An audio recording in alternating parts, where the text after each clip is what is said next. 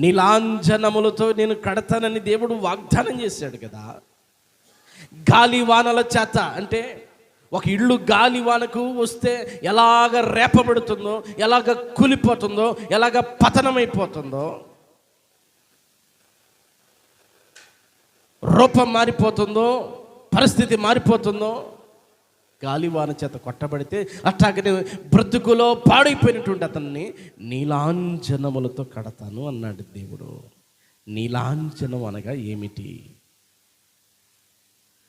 మీకు తెలుసా? నీలాంజనం అంటే, నీలాంజనము అంటే ప్రియదినిలారా ఏంటి చెప్పండి? నీలాంజనం అంటే మళ్ళీ నీలాంజనం అంటే ఎట్టగా? నీలాంజనము అనగా ప్రియదినిలారా నీలి రంగు. ఏ రంగు చెప్పండి? నీలి రంగు. నీలి రంగు అంటే ఆకాశం ఎలా ఉంటుంది చెప్పండి మీరు?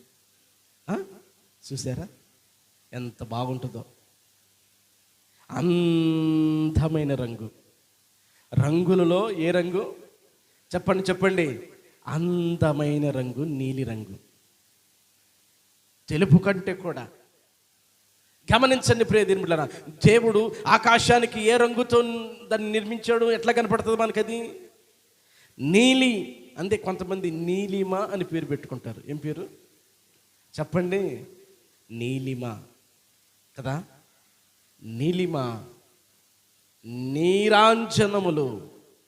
నీలాంజనములు అంటే గమనించండి ప్రియదినులారా, చూడండి, అందమైన రంగుతో నిన్ను కడతా.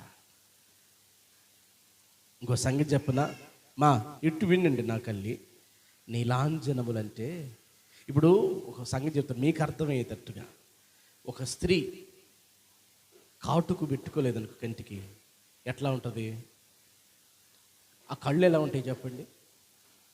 చీకిపోయినట్టు, ఏదో బూజు పట్టినట్టు కనబడతాయి. ఆ స్త్రీ కాటుకు పెట్టుకుందనుకో కంటికి, ఎట్టుంటుంది చెప్పండి అమ్మా మీరు? అందంగా ఉంటుంది.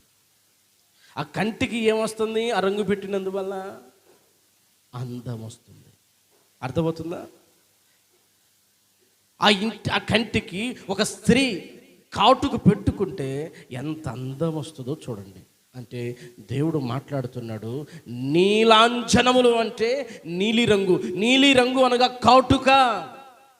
ఒక స్త్రీ, గమనించండి ప్రియదినులారా, కంటికి కాటుక పెట్టుకుంటే ఆ కంటికి అందం వచ్చినట్టు, ఆ స్త్రీకి అందం వచ్చినట్టు కనబడుతుంది.